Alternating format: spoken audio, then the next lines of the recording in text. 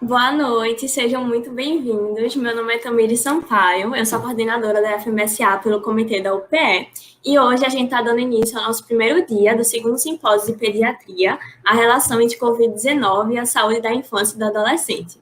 O nosso primeiro tema vai ser psiquiatria infantil em tempos da pandemia e o nosso doutor convidado é doutor Túlio Teixeira de Araújo. Ele é psiquiatra da infância e adolescência, residente médico em psiquiatria, área de atuação em psiquiatria da infância e adolescência e especialização em terapia analítica comportamental infantil. Relembrando alguns informes, o nosso check-in ele já vai ser liberado, ele vai ficar disponível até 6h45. A nossa palavra-chave vai ser disponível durante o evento, e o evento ele vai ter 4 momentos, então você precisa preencher pelo menos check-in, check-out de 3 desses 4 momentos. Qualquer dúvida, vocês podem mandar no chat, e se houver tempo, o doutor vai conseguir responder no final. E eu não sei se vocês perceberam, mas no início estava disponível um QR Code.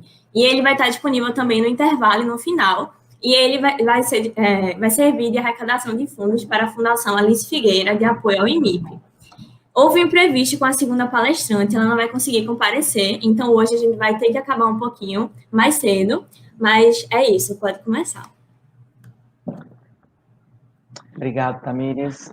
Boa noite, pessoal. Agradeço muito o convite aí para palestrar de um tema tão importante, né, num simpósio tão legal como esse que vocês estão organizando, né?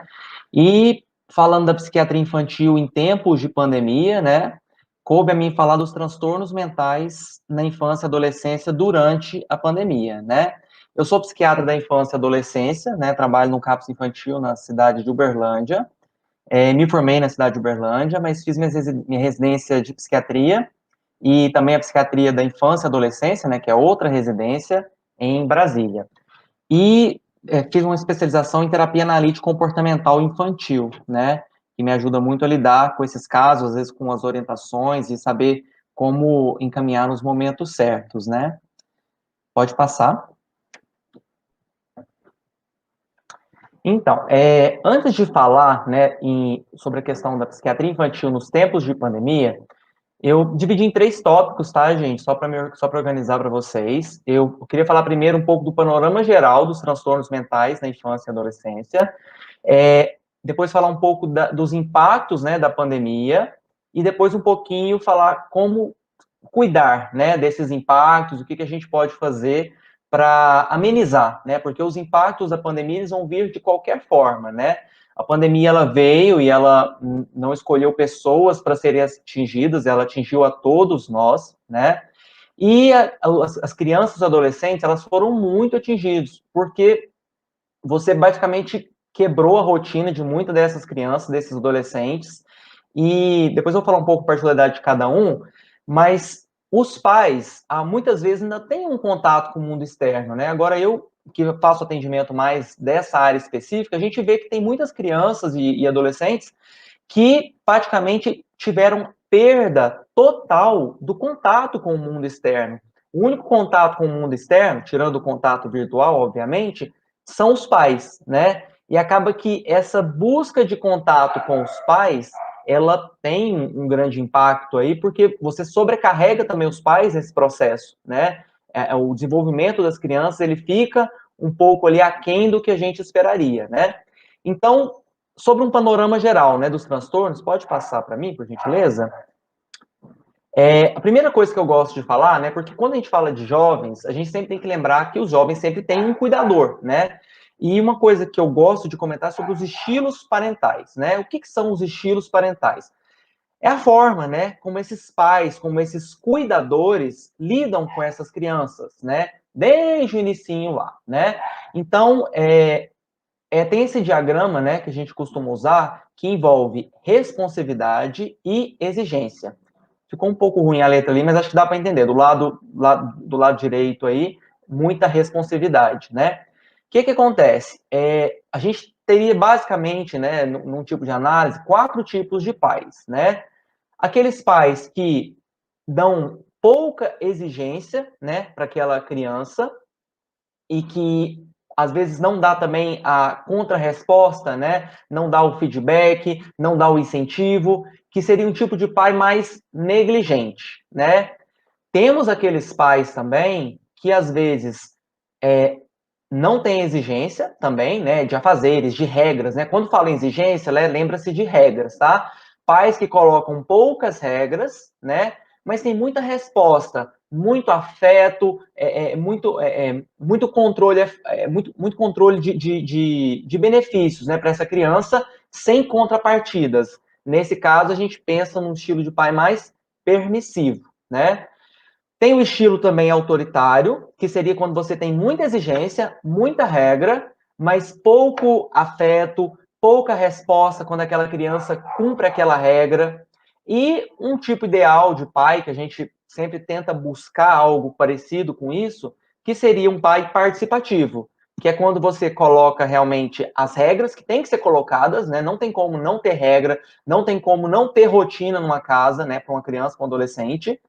E você dá a contrapartida. Aquela criança que você coloca uma regra, tem que arrumar a cama, tem que escovar o dente, tem que fazer a tarefa, ela faz, você dá o feedback, você dá aquela valorização, né? Aquela pequena recompensa, né, para aquela criança, que seja o elogio mesmo, né? Mas já é uma resposta adequada. O que a gente tem que fazer é ter esse equilíbrio, você ter as regras e ter as respostas adequadas. Quando você não tem esse equilíbrio, a gente tem problemas. Então, mesmo no contexto da pandemia, é importante que a gente mantenha essa organização, né? De ter as regras e de ter a participação dos pais, de ter realmente o feedback, de ter as respostas. E eu não sei se alguns de vocês devem ter percebido, né, da parte da pediatria e também o restante dos alunos, que quando veio a pandemia, além de estar todo mundo muito estressado com relação ao contexto realmente ansioso com as preocupações da pandemia, a primeira coisa que aconteceu, pelo menos do que eu vi, né, em muitas famílias que acompanham comigo, foi o desmoronamento das regras da casa. Então é aquela família que estava se organizando, ou às vezes tinha algum problema nessas regras, mas que veio a pandemia, isso se perdeu, né? Então, aqueles pais que às vezes até eram participativos, começaram a ficar pais ou negligentes, porque estão sobrecarregados, porque estão doentes, né? Eu vou falar depois um pouco de todos esses fatores. Ou pais, às vezes, que acabaram sendo permissivos, porque às vezes não conseguiram mais manter as regras. Ou pais que às vezes precisavam ser mais autoritários, né? Pais que ficaram muito. Tem vários, os três tipos que têm coisas negativas, né, acabaram vindo à tona, né? Tem pais também que ficaram mais autoritários, tem alguns pais que não deixam mais o filho sair de casa, que exigem uma limpeza, umas medidas de higiene excessivas, que por criança, às vezes, ela não consegue, né, se adequar. Então, temos todo esse contexto e realmente a bagunça, né, nessa organização parental acaba trazendo prejuízos para essas famílias, né? Pode passar. Então, sobre os transtornos mentais em crianças e adolescentes, a gente tem uma prevalência geral de 10 a 15%, então é importante a gente lembrar que tem pessoa que ainda não entende isso, mas criança e adolescente também tem problema de saúde mental, né? Às vezes tem uma predisposição genética, né? E é importante que tem também sofrimentos, dependendo da família, que predispõem a isso, né? E o grande problema desses transtornos mentais na criança e no adolescente são prejuízos que atrapalham a aquisição de habilidades. Esse é o grande ponto nosso, porque eu preciso de uma criança que está com a depressão, uma criança que está com ansiedade, uma criança que tem um quadro de autismo, um quadro de TDAH não tratado, é uma criança que não consegue aprender. É isso que a gente tem que lembrar. Eu preciso que a criança esteja bem para que ela consiga aprender o repertório, né, de atividades em casa, ela esteja bem para aprender a ler, a escrever na escola, fazer as atividades da escola que são colocadas, né? Eu preciso que aquele adolescente esteja bem, né, no que se refere à saúde mental, para que ele possa realmente estudar e esteja preparado para as cobranças que vão vindo, né, à medida que o tempo vai passando. E caso essas habilidades não sejam devidamente adquiridas, né, o que acontece? Vai vir um prejuízo posterior na funcionalidade desse indivíduo. Então, é aquela criança e adolescente que, devido a um quadro de transtorno mental, ele não conseguiu adquirir as habilidades necessárias. O ensino nosso hoje, ele tem um certo encadeamento. Você aprende por etapas. Então, você precisa primeiro aprender certas habilidades na escola para passar para outras. Se você já leva um prejuízo, isso vai repercutir posteriormente. E uma grande preocupação da pandemia é que esse um ano e meio já, né, que nós estamos aí quase dessa pandemia, as escolas tiveram que se reinventar. As escolas tiveram realmente que buscar novas estratégias, né, para trabalhar essas crianças. Mas as crianças mais velhas, né, eu vejo que se adaptaram muito bem. Agora, as crianças mais novas, elas tiveram muita dificuldade, né? Eu tenho muitas crianças que estavam aprendendo a ler e escrever no ano de 2020. E você aprender a ler e escrever no ensino online é algo que, assim, está muito distante ainda do que seria esperado, né? E acaba que os pais tiveram que ajudar bastante, né, também nesse ensino, e isso acaba repercutindo. Então, esse prejuízo que essas crianças tiveram nesse ensino pode ter repercussão na vida adulta. Então, nesse momento que nós estamos, a gente vai ter que trabalhar para correr atrás desses prejuízos de ensino que essas crianças tiveram, né? As manifestações psicopatológicas, né, que seriam sintomas, elas são influenciadas pelo meio.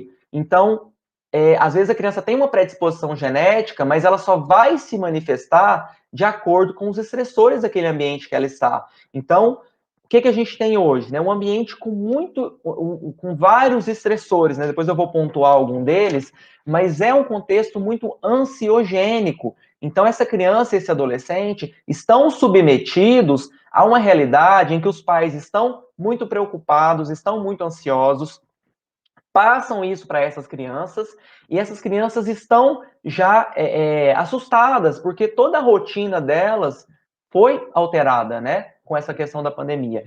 Então, esse meio influencia bastante em como que vai ser a repercussão dos sintomas nesses pacientes. A dificuldade de comunicação verbal das crianças é outro fator que influencia bastante, porque os adultos, eles conseguem falar, conseguem conversar sobre suas angústias, suas preocupações, né? Já a criança, se for uma idade mais precoce, e principalmente se tiver um outro transtorno, né, tiver um quadro de autismo, tiver um quadro de atraso no desenvolvimento, né, um quadro de retardo, algo do tipo, ela não vai conseguir se comunicar.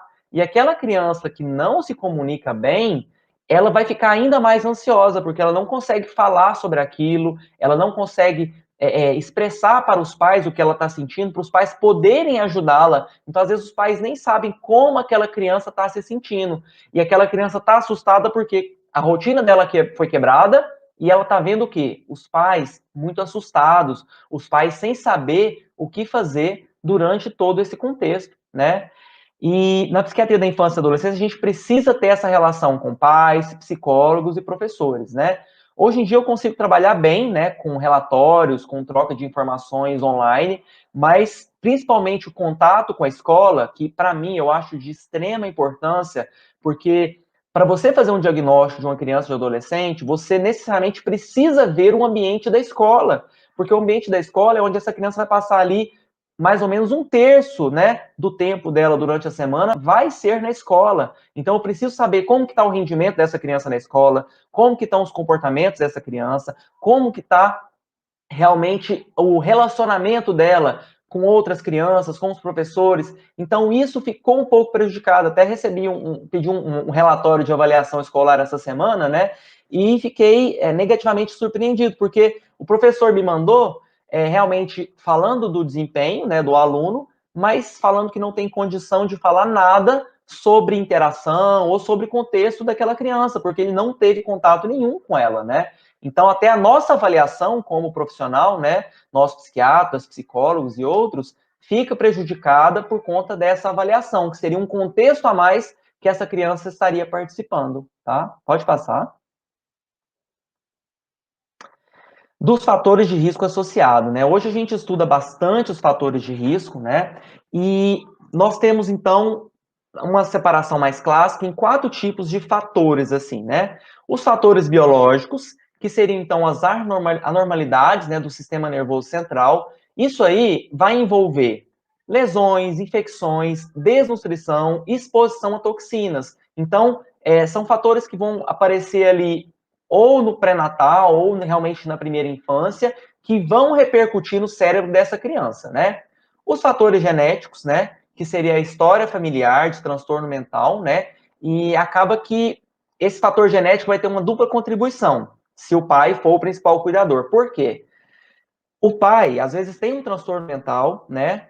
Se não tiver tratado, é um pouco mais complicado, né? E esse transtorno mental que o pai tem, ele passa essa herança genética para o filho.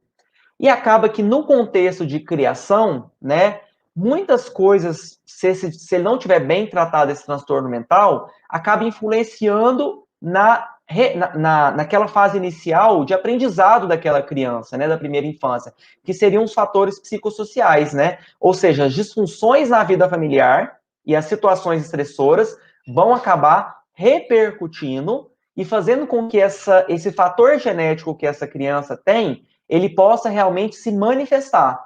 Se fosse realmente, tivesse uma genética e essa criança fosse para outro contexto, né, um contexto mais adequado, um pai que não tivesse um transtorno mental, né, ou não tivesse uma família toda desestruturada, às vezes esse transtorno mental, essa herança genética, ela está presente, mas ele não se manifestaria. E isso tem muitos estudos hoje em dia, principalmente com gêmeos, né, com gêmeos univitelinos, que mostram realmente a importância que tem a genética e os fatores psicossociais. E, obviamente, também os problemas ambientais, né, os fatores ambientais, que aí entrariam problemas da comunidade. Eu coloquei a violência urbana, que é algo que a gente tem uma grande repercussão, né, a violência, mas entra aí esses problemas da comunidade, a pandemia de Covid-19, né, que é algo realmente que está não tem, é algo que está fora do nosso controle, não tem como você falar assim, não, essa pandemia não vai repercutir sobre a minha família, não tem jeito, porque a pandemia, ela mudou vários contextos, ela mudou realmente em vários pontos, né, da rotina, da organização de todas as famílias, né, não tem como você falar que conseguiria blindar determinada família. Então, é um fator, realmente, um problema da comunidade, obviamente que algumas pessoas foram mais afetadas do que outras, né? E eu coloco também a questão dos diferentes tipos de abuso. Lembrando que o abuso é algo que aumentou bastante durante a pandemia, com esse contexto de confinamento, de restrição, né, de circulação, acaba que repercutiu mais os potenciais abusadores, eles ficaram mais restritos em casa, então acabaram ocorrendo mais episódios, né, os números de realmente queixas, né, de denúncias de abuso aumentaram durante a pandemia. Pode passar. E só destacando a importância, né, da pesquisa científica, né, e desses momentos que a gente tem de conversar sobre realmente os quadros, né, que estão em maior evidência, né, na nossa sociedade, conhecer esses fatores de risco, né, inclusive fatores de risco que a gente está conhecendo agora, né, até 2 anos atrás ninguém sabia de pandemia de Covid-19, não sabia como iria ser a importância, né, dessa pandemia para as famílias e para todos nós, né, como um todo. Então, a importância da gente conhecer e estar sempre pesquisando, né, a importância de você ter recurso, de você ter estímulo para pesquisa, porque só conhecendo esses fatores de risco, você pode desenvolver programas de intervenção para prevenção e para atenuar os efeitos desse transtorno, igual eu tinha falado. Não tem como a gente falar que não existe a pandemia e tentar viver porque está tudo mudado. Mas você precisa pesquisar para saber como essa pandemia está repercutindo nessas famílias e com essa pesquisa, né, e com esse conhecimento, tomar as medidas necessárias para que você atenue os efeitos nocivos dessa pandemia. Porque a pandemia vai continuar ainda por um tempo, né? Nós estamos melhorando com a vacinação, mas eu preciso realmente de saber como que essas famílias, como que essas crianças, esses adolescentes estão sendo afetados para poder ajudá-los com programas eficientes. Então, a pesquisa científica, ela sempre tem que estar em primeiro lugar, né? Pode passar. Dados de prevalência, né, do transtorno mentais. A depressão, ela ocorre em 0,6 a 30%, né, e esses dados são para crianças e adolescentes, tá? 0,6 a 30%, transtorno de ansiedade, 3,3 a 32,3%, e os mais prevalentes são os transtornos ansiosos, tá? Que começam até muito jovens. Os transtornos de ansiedade, eles começam ali já no início, quando você tem uma necessidade de separação, né, da mãe. Porque a criança, ela tá com a mãe, não só na hora que ela nasce, né? A criança tá com a mãe antes dela nascer, ou seja, o vínculo com a mãe é um vínculo muito extremo, muito extremo, né? E é importante demais esse vínculo, né? Para a questão de dar segurança para essa criança, para ela entender como ela vai funcionar no mundo, né? E quando você vai ter uma separação dessa criança da mãe, né, seja para conhecer em outros contextos, seja quando essa mãe vai trabalhar e essa criança tem que ficar com outra pessoa, né, ou com um profissional, né, numa escola, por exemplo, aparece muito já os transtornos ansiosos, né, que é a ansiedade de separação, que é o primeiro sinalzinho ali que a gente tem de um transtorno ansioso naquelas crianças. E então é o transtorno mais prevalente, é o primeiro que aparece. O transtorno de déficit de atenção e hiperatividade, 0,9 a 19%. Uso de substância, aí porque realmente pega mais adolescente, né? Que seria 1,7 a 32,1. E os transtornos de conduta, 1,8 a 29,2, né? Essa foi uma revisão de 2011, se eu não me engano, né? E realmente ela fez um apanhado geral, né, de crianças e adolescentes. Agora, tem alguns transtornos que são mais prevalentes na infância. Por exemplo, se você fosse pegar só a infância, você veria que transtornos do espectro autista, né, o transtorno de déficit de atenção e hiperatividade, eles seriam bem mais prevalentes, tá bom? Pode passar. Ok. Tópico 2. Então, agora eu quero falar um pouco sobre os impactos da pandemia de Covid-19, né? Pode passar. Sobre os impactos, né, o slide ficou um pouco pequeno, mas é mais para ter uma noção geral, né? Primeiro, eu só coloquei a questão do impacto, né, do Covid-19 no cérebro, né? Então, são vários impactos que tem na questão do cérebro em si, né? Perda de paladar, perda do olfato, né? Riscos de AVC, né? Síndrome de Guillain-Barré, né? Há muitos casos de início de síndrome de Guillain-Barré por conta, desencadeados, né? Tendo como gatilho o Covid-19 e também quadros de encefalite e vários outros, né, sintomas não específicos, né, do cérebro. Então, o Covid-19, ele tem um impacto muito grande no cérebro. Mais de 50% dos pacientes, né, tem alguma repercussão neurológica pela infecção por Covid. Pode passar. E além de ter. Então, essa repercussão seria realmente quem tem o quadro de Covid-19, né? Seja criança, adolescente, adulto. E como que seria a questão dos impactos da pandemia, né? Então, aí eu coloquei só um panorama geral mesmo, né? E aí, esse diagrama ele está até um pouco desatualizado, né? Que a gente falava muito da questão da primeira onda, né, que veria a morbimortalidade, né, imediata, a segunda onda com os efeitos das restrição e o acesso à urgência não Covid, porque todos os serviços de saúde, né, eles começaram a ficar voltados para atender Covid, né, as outros quadros menos graves, né, naquele atual momento, eles ficaram em segundo plano, né. Também a questão da recuperação, né, da dificuldade de recuperação dessas pessoas, né, que já estão ali impactadas pelo Covid-19, né, e a terceira onda, né, que seria a questão dos efeitos da desassistência. Então, aquelas pessoas que têm condições crônicas e que, devido à pandemia, não conseguiram manter os cuidados, é uma pessoa que tem uma insuficiência cardíaca, que não conseguiu manter o tratamento, uma pessoa hipertensa, uma pessoa diabética, que pela questão da circulação, pela questão de realmente ter o receio, né, de uma contaminação pelo quadro da doença, acabou deixando de lado um quadro que não tem uma repercussão imediata, mas como você deixou essa desassistência, acaba indo repercutir em algum ponto, que seria a terceira onda. E a quarta onda, que é o que a gente está falando agora, né, que seria esse sofrimento psíquico, quadros de estresse pós-traumático, né, devido ou infecção por Covid, ou perda de familiares, ou essa quebra realmente da rotina das pessoas, os impactos econômicos, a pobreza, né, relacionado ao impacto econômico, o estresse relacionado ao trabalho, porque o trabalho também mudou, né? Todo esse contexto foi mudado. E por que eu falei que esse diagrama está desatualizado? Porque no momento atual, nós estamos com tudo isso meio que junto e misturado, né? Como nós tivemos essa particularidade de ter tivemos uma segunda onda e, na verdade, tivemos uma segunda onda e antes de diminuir nessa segunda onda, né, para a terceira, nós continuamos sendo caso, tivemos outros impactos que estavam ali, né, como essa questão de pacientes que estavam com desassistência, pacientes que precisam de uma recuperação, precisam de realmente uma assistência quaternária, que seria essa recuperação aí pós um quadro grave. Então, nós estamos tendo tudo isso ao mesmo tempo. E acaba que a gente deixa de lado a questão da saúde mental. E a saúde mental, sem ela, a gente não consegue dar nenhuma outra assistência. Então, a gente tem que realmente refletir e saber que nós precisamos cuidar da saúde mental, né? Analisar esses impactos, trabalhar realmente a resiliência, trabalhar realmente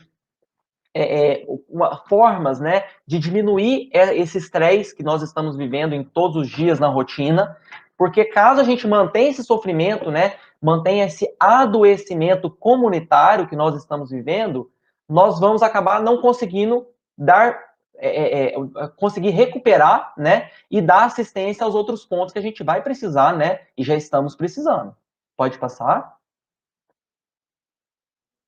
Então, o que a gente tem de novos estressores, né? Temos as mudanças na rotina, né? As medidas mais rígidas de higiene, né? Isso aí também mudou bastante. E hoje em dia até a gente sai de casa sem máscara, né? É algo que parece meio que criminoso, né?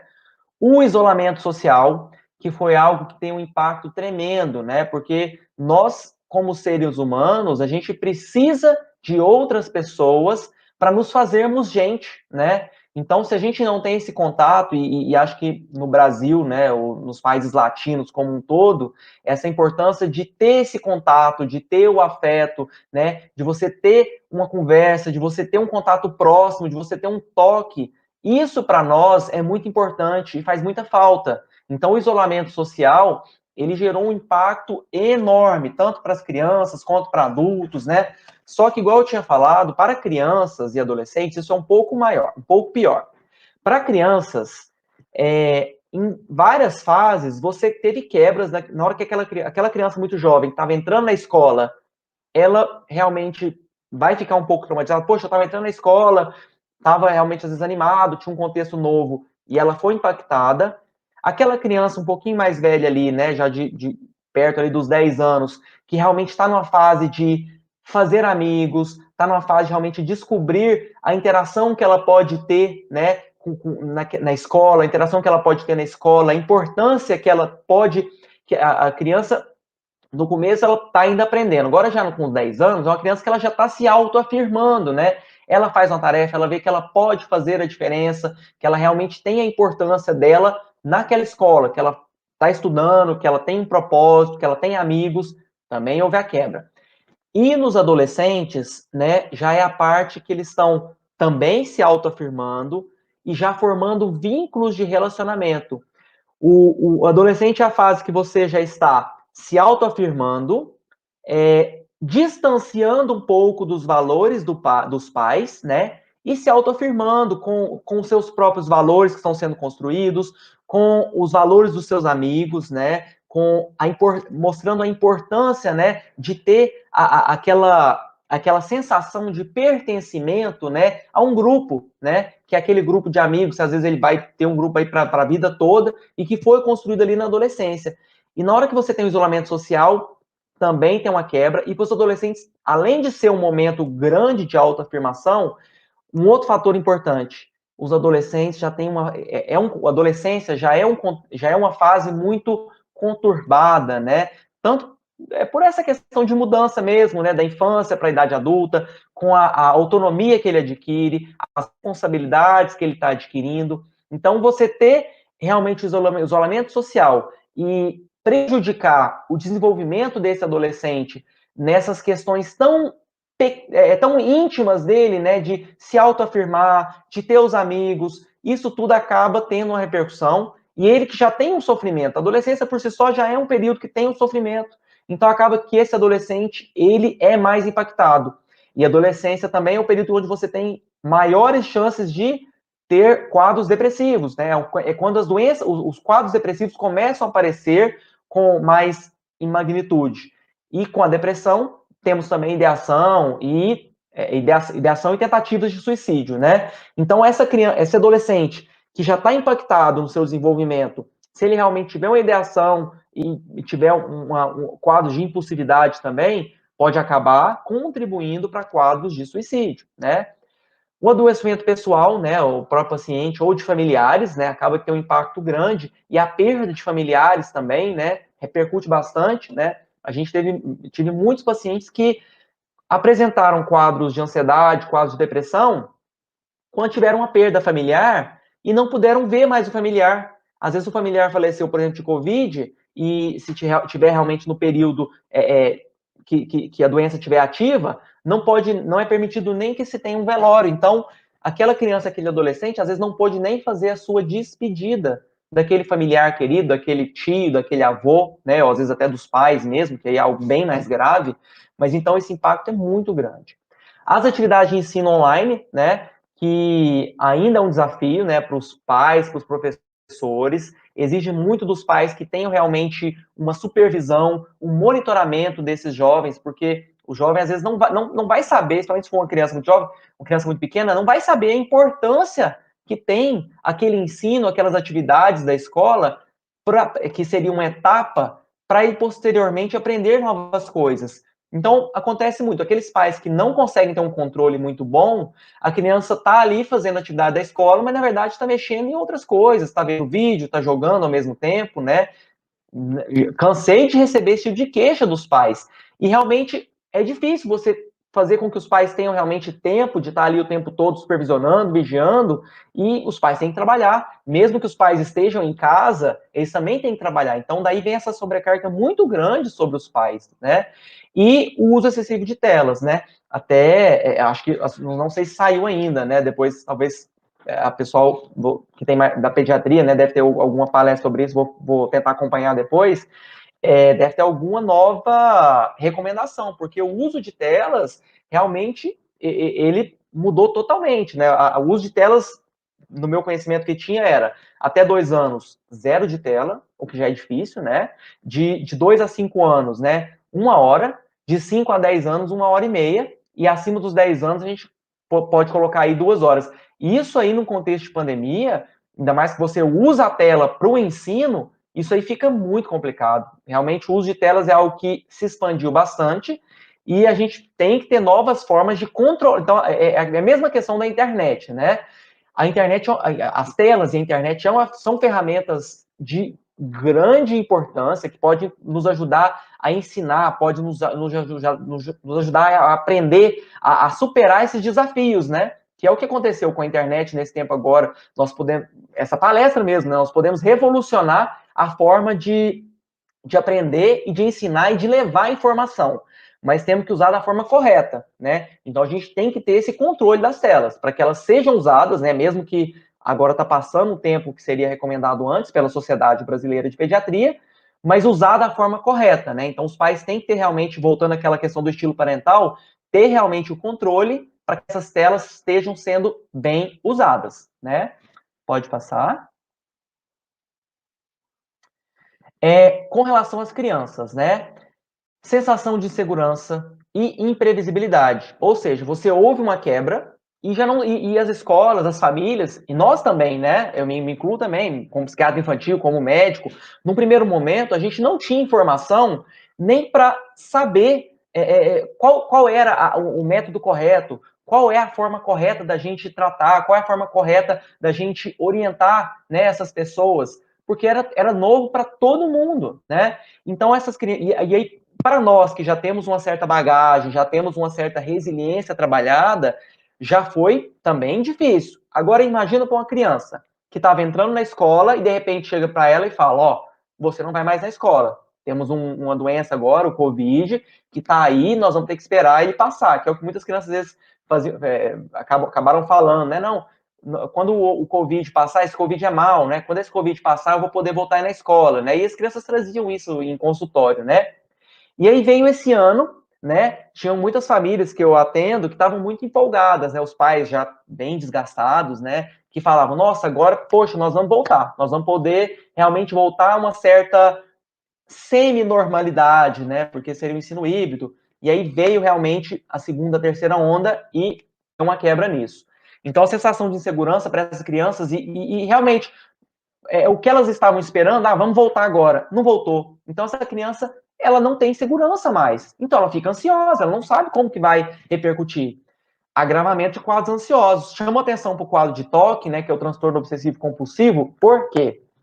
Um dos principais temas que a gente tem, né, no transtorno obsessivo compulsivo, ele pode ter várias temáticas, né, organização, né, limpeza, e na questão de medidas de higiene que foram intensificadas, eu recebi no consultório muitos casos de pacientes que às vezes tinham uma certa quadros um pouco obsessivos, mas com a pandemia houve um agravamento grande disso. São crianças que não conseguem sair de casa, são crianças que para sentar numa cadeira, né, eu tenho um paciente que para sentar numa cadeira, ele precisa limpar toda a cadeira, precisa limpar a mesa com álcool, e mesmo que eu fale, não, mas eu já limpei, ele vai lá e limpa novamente. Ele não consegue, ou seja, esses quadros de transtornos obsessivo-compulsivos que têm como foco, como tema, a limpeza, eles agravaram bastante. A gente tem que trabalhar e tem que ter, obviamente, um tratamento farmacológico e junto uma psicoterapia, para ajudar a dar realmente uma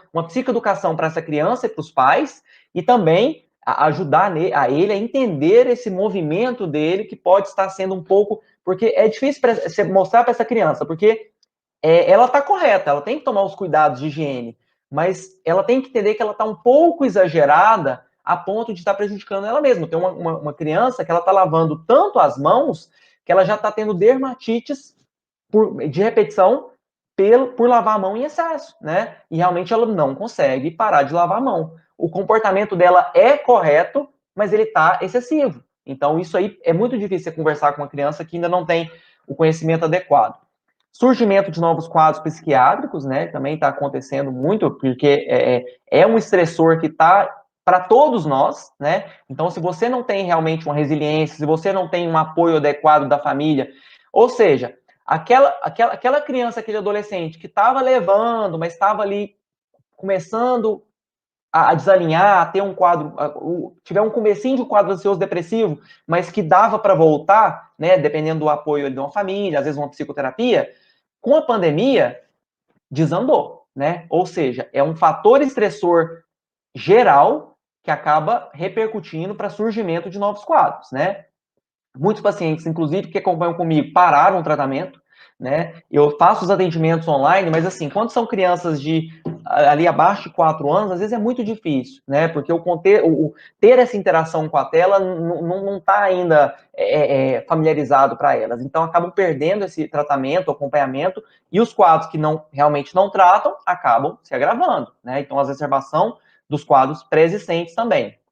A sobrecarga dos cuidadores, né, que é isso que já tinha falado, porque os pais eles têm uma dupla importância. Eles são o principal reflexo, principalmente para as crianças muito novas, ela não sabe como está o mundo. Ela enxerga o mundo pelos olhos dos pais. Então, se os pais estão ansiosos, se os pais estão tristes, se os pais estão preocupados com a pandemia, essa criança também vai ficar ansiosa, preocupada com a pandemia. Mas, doutor Túlio, ela vai ficar ansiosa? Como é que ela vai ficar ansiosa? Aí, ela fica ansiosa do jeito de uma criança, ou depressivo do jeito de uma criança. Ela vai mudar o comportamento, ela vai ficar mais irritada, ela vai mudar o padrão de sono, ela vai realmente alterar o apetite, ou começar a comer demais, ou começar a comer de menos. Então, o pai está ansioso, realmente tem sintomas ansiosos. A criança não vai ter sintomas ansiosos do adulto. Ela vai ter uma alteração de comportamento típica dela, né? Mas ela acaba sendo um reflexo. Quanto mais jovem, maior o reflexo, o impacto realmente dos pais, né? Ou seja, os pais têm que estar bem, ou pelo menos mostrar segurança para essas crianças. E além disso, sobrecarga dos cuidadores pela questão da escola, né? Porque a criança não tem mais outras pessoas para ela interagir. Então, a principal interação dela é com os pais ou os cuidadores. E, além de ser os pais os cuidadores, os pais cuidadores têm que ajudar nas tarefas de escola. Porque não tem mais o professor para tirar dúvida. Os pais realmente viraram uma espécie de professor durante essa pandemia. E realmente tem pais aí que, às vezes, estão muito distantes dos conteúdos de hoje, até porque o ensino teve algumas mudanças. Então, a sobrecarga dos cuidadores, ela é visível, né? O que eu atendo de pais, né, que estão realmente desgastados, eu preciso encaminhar um colega, né, para tratar um distúrbio de ansiedade, para tratar um distúrbio de depressão, não é brincadeira, porque as crianças estão sofrendo e estão impactando nos pais, os pais não estão sabendo como lidar com isso, porque também já estão sobrecarregados, né? Então é preciso cuidado com todas as famílias. Até uma coisa que eu falo muito no meu consultório, eu sou psiquiatra infantil, mas o meu propósito é sempre cuidar das famílias. Não adianta eu cuidar de uma criança, passo um remédio, passo orientações, né? Encaminho aos profissionais adequados, encaminho a fono, encaminho a psicóloga. Se o pai e a mãe não entenderem, né, a importância deles no tratamento do filho, eu não consigo fazer um bom tratamento. Ou seja, eu preciso de um pai e mãe que esteja bem para poder fazer o tratamento adequado, né, que é o que a gente chama da psicoeducação dos pais. Os pais precisam entender a doença e como eles podem melhorar a doença dos filhos, né? E durante a pandemia, então, os pais têm que realmente se cuidar para poder cuidar dos filhos. E a violência doméstica é algo também que aumentou bastante, também por essa sobrecarga dos cuidadores, pela questão do contexto familiar muito intenso, né? Porque você não consegue mais espairecer, você não conseguia, às vezes até o lazer ficou prejudicado. Então, você não podendo sair de casa, você não tendo nem o lazer, né, da forma adequada, vai desgastando a relação daquelas famílias e a violência doméstica, a violência de marido contra mulher, mulher contra marido, e também sobre as crianças, que aí é mais grave e a gente tem que estar preocupado e tem que agir. Toda vez que tem uma criança em risco, eu fico muito preocupado, porque nós temos função de, nós como profissionais da saúde, pediatras, psiquiatras, neurologistas, nós temos uma função de vigilância, né? Se há uma criança em risco, a gente tem que agir, seja para cuidar da criança, que é o mais importante, cuidar dos pais também, para que eles melhorem esse quadro. E se o pai realmente for se a gente vê que realmente o pai não consegue o tratamento adequado, vê outras formas de cuidar, né? Desse ser que é tão frágil que precisa de apoio. Pode passar. As consequências do estresse, né, derivado da pandemia para o desenvolvimento infantil. Não sei se está dando para ver direitinho, né? O que eu coloquei aí é a questão de alguns sintomas, né, que acabam aparecendo, né, nesse contexto, que seria, então, a dependência excessiva dos pais, né? A desatenção, porque hoje em dia, aí você... então, a dependência excessiva dos pais, porque, como eu falei, o pai é o principal apoio daquela criança. A desatenção, porque você precisa ter o contexto da tela, é o contato com o mundo daquela criança, é a escola, é o contato com amigos, é o contato com a família, né? A preocupação também, uma queixa muito frequente. Problemas de sono, porque a rotina foi totalmente quebrada, então o sono também fica bagunçado nas famílias. Falta de apetite também começa a aparecer bastante por toda essa bagunça na rotina. Pesadelos e também desconforto e agitação, né? Acabou aumentando aí. Pode passar. E os quadros de violência, né? Os quadros de violência, eles acabam aparecendo bastante, né? Durante a pandemia, durante a quarentena, violência doméstica contra as mulheres e também contra as crianças. E de onde que vem todo esse estresse, né? Realmente, igual eu tinha falado, nós somos seres que são seres para os seres humanos, ele foi feito para viver em sociedade.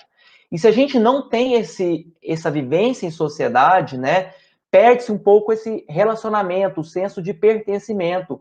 Isso acaba repercutindo como uma perda um pouco dessa característica humana que a gente tem, né?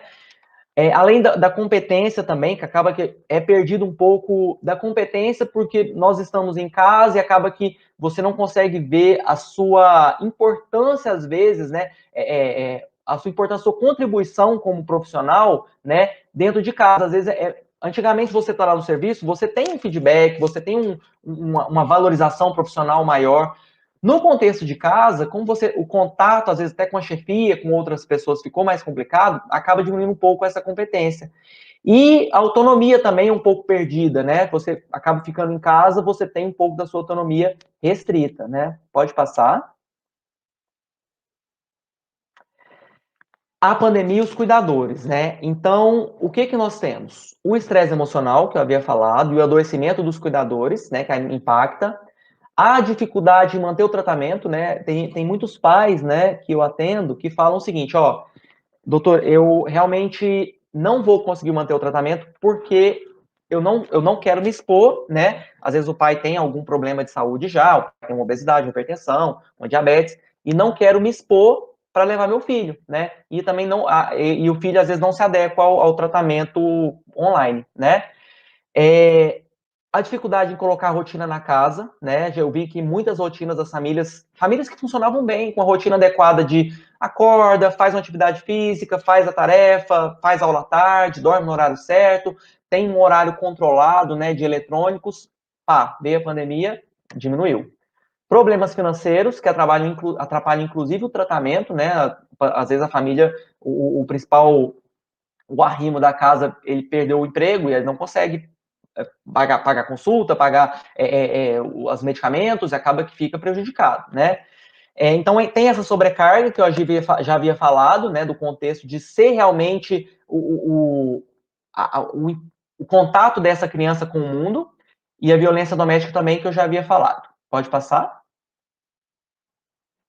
E como dar esse suporte, então, à saúde mental, né, dos mais jovens, que é o último tópico nosso. Pode passar? Pode passar. Ah, isso.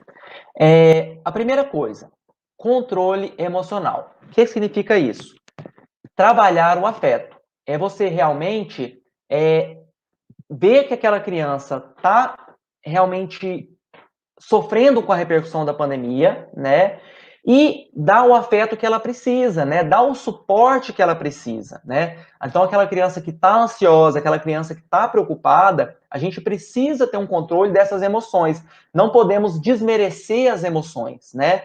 E uma outra coisa que é importante é o ambiente seguro.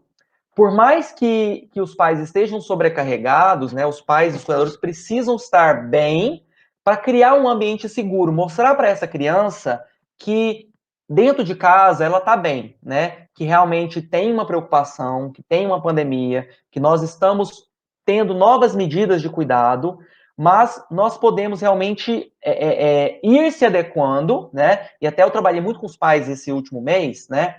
Em alguns encontros, a questão de mostrar para as crianças que a escola está segura, que nós vamos voltar para a escola, né? Então, mostrar para aquela criança que, usando a máscara, usando as medidas de higiene, dá para voltar para a escola, porque muitas crianças estão com muito medo de voltar para a escola, porque pensam, poxa, nessa questão da pandemia, se eu voltar para a escola, o coronavírus vai me pegar e não sei como é que eu vou passar. Então, tem que dar realmente a segurança, né? Criar um ambiente seguro para essa criança, para esse adolescente. Deixar ele expressar os sentimentos dele, né? E validar esses sentimentos.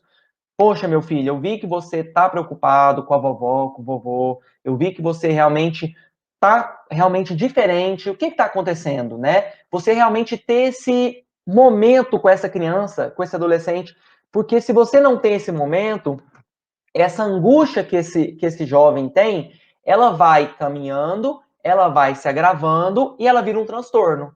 Então, para evitar que ela vire um transtorno, eu preciso trabalhar esses sentimentos e ter um controle dessas emoções, né? Realmente, até falei com muitas famílias para tomar cuidado com as crianças e os adolescentes que estão vendo muitas notícias, vendo muito jornal, porque o jornal, ele tem uma função de informar, mas muitas vezes, para essa função de informar, ele acaba sendo um pouco sensacionalista, assim, há algumas críticas, né, alguns jornais específicos, mas ele tem essa função de ser sensacionalista para mostrar para as pessoas que elas precisam tomar os cuidados. Então, realmente, a gente tem que saber filtrar, né, as informações que vêm, e principalmente para as crianças, porque elas vão ver as notícias, e se o pai não está ali para, vamos dizer assim, refinar, né, o quanto que essa notícia vai impactar naquela criança, né, porque às vezes vai falar lá de tantas mortes, então falar para a criança que está acontecendo, mas as medidas já estão sendo feitas para que ela esteja segura, para que os pais, os familiares estejam seguros. E uma coisa que ajuda muito hoje em dia é realmente mostrar para essas crianças, e às vezes ela está preocupada com os avós, faz uma ligação de vídeo para os avós, né? Realmente não deixar essa criança angustiada, essa é a palavra, porque a angústia que você deixa repercutir nessa criança, ela pode ir caminhando para um quadro de transtorno. Manter uma rotina adequada, né? Lembro principalmente da rotina de sono e ter as tarefas. Ah, mas está na pandemia, bagunçou tudo. Não interessa. A pandemia não é motivo para que você desorganize a sua vida. Ela realmente trouxe uma desorganização para todos nós, mas a gente tem que manter a nossa organização. E você ter um sono adequado é fundamental para a sua saúde física e principalmente psíquica, né? Para você conseguir estudar, conseguir trabalhar, tem que ter uma boa noite de sono. E as tarefas também, mas não tem o que fazer, né? A escola não está funcionando muito bem. Hoje em dia na internet, né? Eu até coloquei algumas coisas no meu Instagram. Temos muitas atividades que a gente pode fazer com essas crianças. O que não pode é deixar essa criança simplesmente na tela, tá? Vamos saber usar a tela e realmente usar a tela no momento certo, mas ter um momento de contato com essa criança. Não deixar essa criança. Porque o que acontece muito? Os pais chegam cansados já estressados com a pandemia, e às vezes colocam a tela. Eu coloco a tela para ele ficar na tela e eu ficar mais tranquilo, eu ter um tempo para mim. Só que essa tela com a criança, ela vai gerar repercussão depois, que é até uma dependência de tela, e realmente na tela, se você usar de forma negativa, essa tela não vai estar usando para ser aprendida, ela vai ser usada para uma perda de um período, ela vai ser uma perda de tempo que é precioso para aquisição de habilidades naquela criança. E sempre ficar atento às mudanças de comportamento. Criança que muda o comportamento, a criança que era muito quietinha, que ficou agitada, ficar atento, ver se não é um quadro ansioso depressivo. Uma criança que era muito agitada e ficou mais isolada, qualquer quadro de isolamento, né, de tristeza, a gente tem que entender, porque realmente isso aí pode ser já um indício, né? Pode ser um pré-mórbido aí de algum transtorno. Pode passar. Atenção especial aos adolescentes, né? Chama atenção, igual eu tinha falado, é um período já muito conturbado, com muitas fragilidades, né? Então, alterações de humor e irritabilidade, tem que ficar bem atento. Isolamento de familiares e principalmente de amigos. Às vezes, o adolescente, ele se isola da família porque ele realmente quer estar mais com o grupo dele, né? Ele quer estar mais com o nicho dele, né? Que é o que com os adolescentes, tem o papo dele.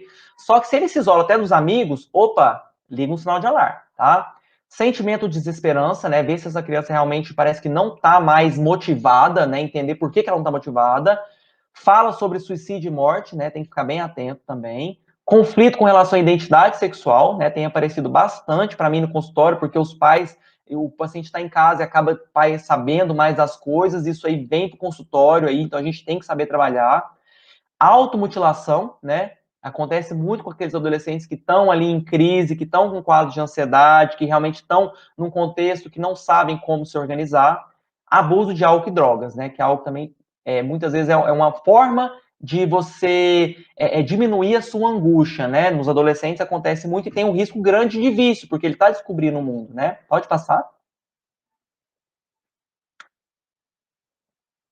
E buscar ajuda nos casos mais graves, que vai ser quando? Mudanças de peso, apetite, insônia ou hipersonia, agitação ou retardo, ou seja, aquela criança, né, que era muito movimentada, que mudou, né, a movimentação dela, fadiga ou perda de energia, sentimento de desvalia ou culpa inapropriada, prejuízo cognitivo, porque às vezes o prejuízo cognitivo pode ser tanto por um quadro ansioso depressivo ou um sono que está alterado, então ficar atento a esse prejuízo cognitivo, né?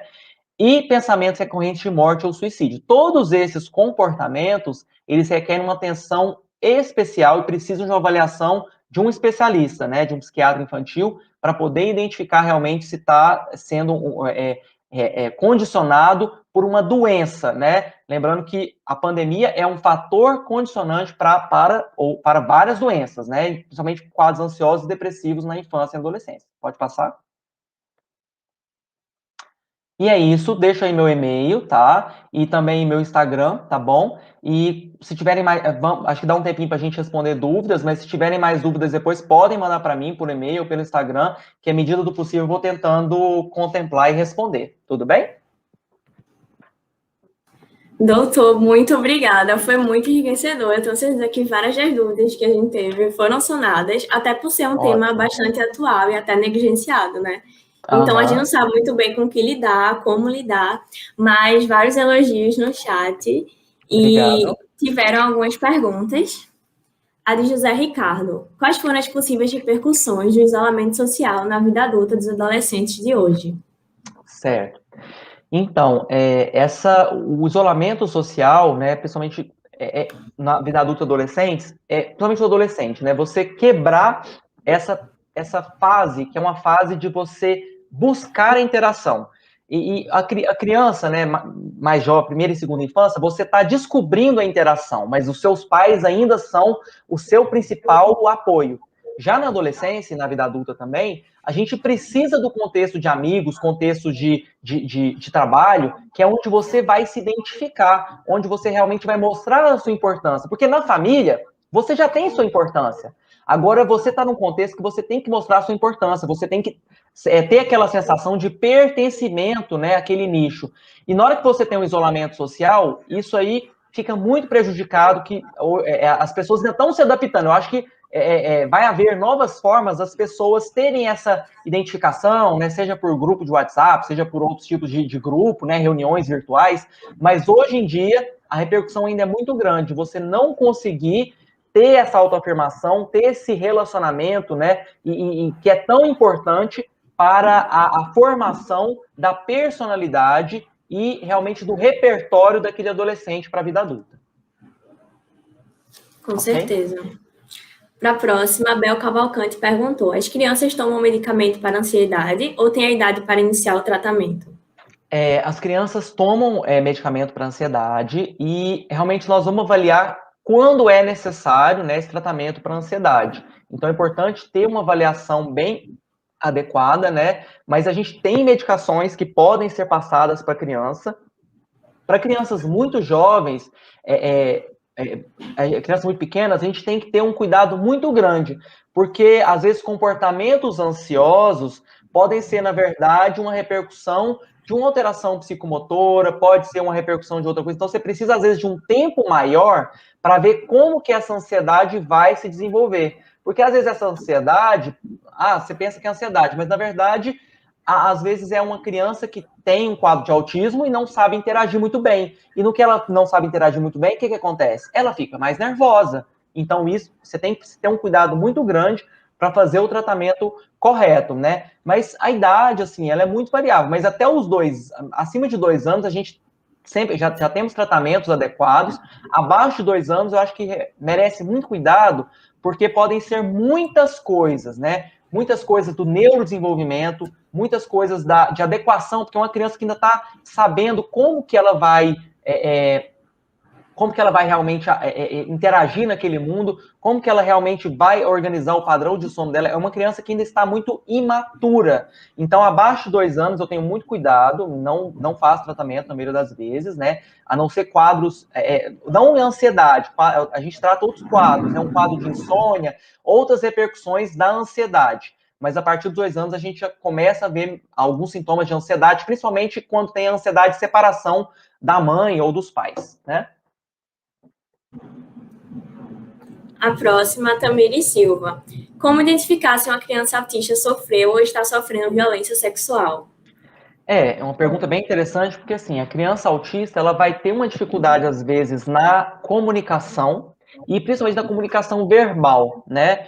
E a violência sexual, ela acontece de forma muito velada, e até com a criança que não é autista, é difícil você ter essa identificação, porque ela acontece num contexto, muitas vezes, familiar, né? Às vezes é um tio, às vezes até é padrasto, às vezes até o próprio pai ou algum vizinho. Então, são pessoas muito próximas, né, na maioria das ocasiões.